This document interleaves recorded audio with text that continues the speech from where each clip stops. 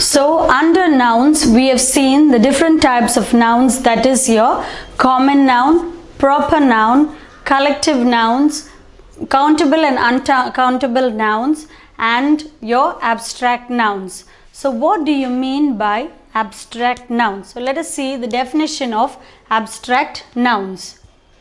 Love, fear, anger, joy, excitement, and other emotions. So these are all the emotions that we feel as living beings. That is love for each other, fear of maybe heights, anger, you're angry with somebody or angry about something, joy, the exaltation that you feel, the excitement, and other emotions are abstract nouns.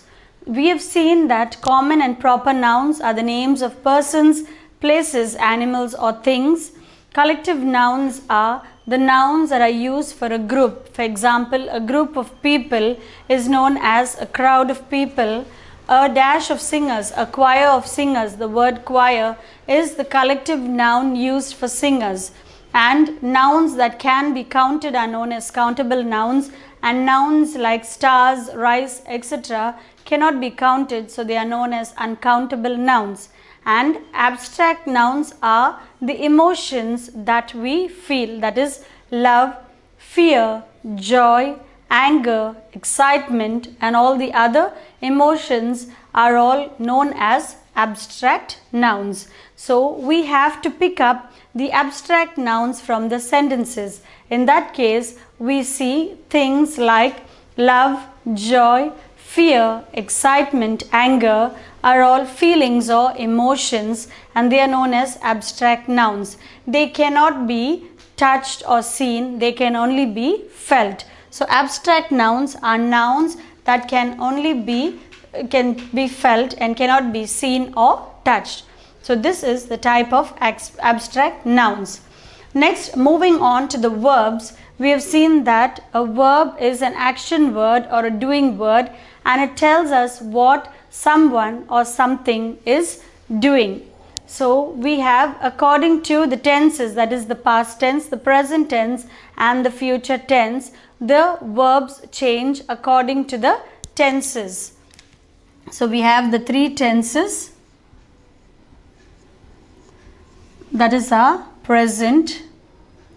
Present is what are we doing at the moment. Past tense, what has already been done, what is completed.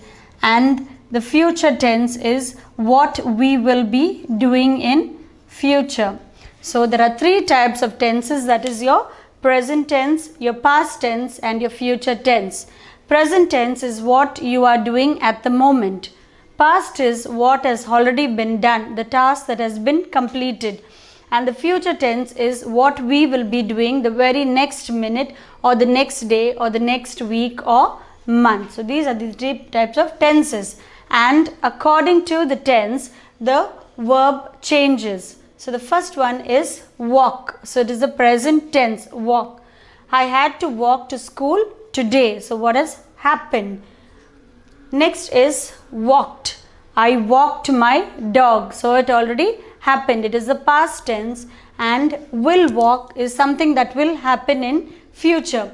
I will walk with Pat. So that what is going to happen in future, that is the future tense. So walk is the present. I had to walk to school today. Walked is what has already been happened, that is your past tense. I walked my dog.